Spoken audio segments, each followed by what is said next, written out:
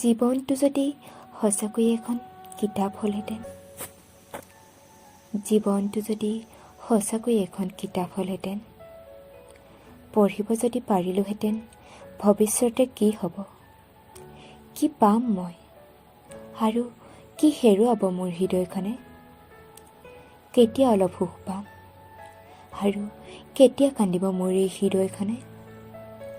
জীৱনটো যদি সঁচাকৈ এখন কিতাপ হ'লহেঁতেন, ফালিব পাৰিলোহেঁতেন সেই মুহূৰ্তবোৰ, যিবোৰ মুহূৰ্তই মোক কন্দুৱাইছে।